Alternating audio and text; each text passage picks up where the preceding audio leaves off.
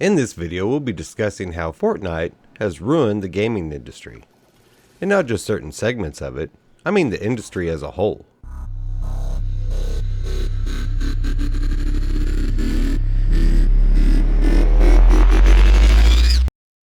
Before we start today's video, I wanted to give a special shout out to otta909. He's an awesome Apex Legends streamer and someone I consider a friend. I'll put a link to his channel in the description.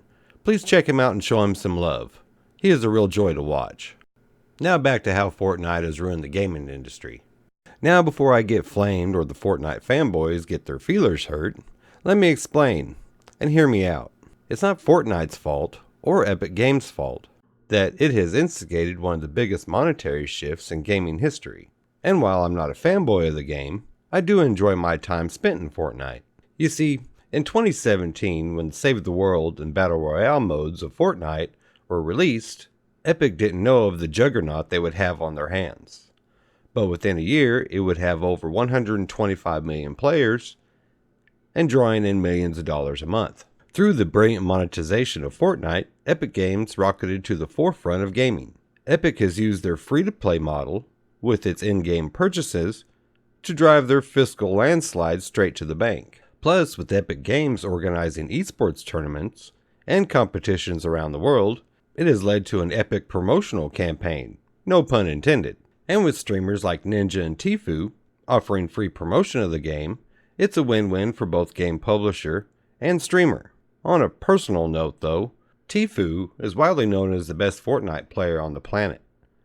And while Ninja plays as the biggest fucking crybaby winebag on the planet, but to each their own.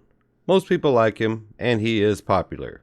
Only God knows why. So with all these accolades, how has Fortnite ruined the gaming industry, you might ask? Well, like I said before, it's not Fortnite, and it's not Epic. It's the CEOs of the other major publishers in the AAA space. It's the CEOs of EA, Activision Blizzard, Ubisoft, Bethesda, or more particularly, ZeniMax Media, Bethesda's parent company, and all the other CEOs in the AAA space. Those are just the ones off the top of my head. You see, it has been estimated that Fortnite players on average have spent $274 on the game.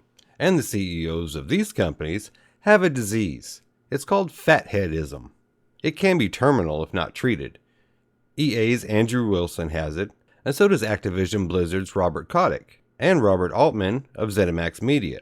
All the CEOs of these companies have this dreaded disease. It causes them to believe that charging $60 to $100 for a AAA game up front, then charging the player base for other pieces of the game in the form of microtransactions is a good idea, even going as far as cutting content of a game only to sell it to us later. This is a very delusional disease. This would be like me going to buy a new car, me signing the contract to purchase said car, and the dealer giving me an engine. And when I ask where the rest of the car is, they tell me the seats, the steering wheel, and the drivetrain cost extra, or could be purchased in a loot box for a 0.01% chance of winning the transmission for my new car.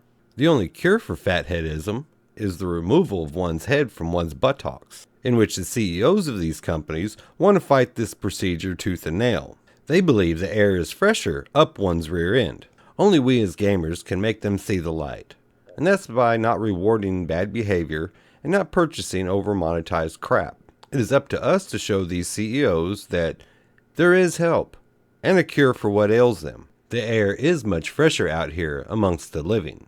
Now I have been asked why I didn't include people like Todd Howard and Pete Hines in the fatheadism plague.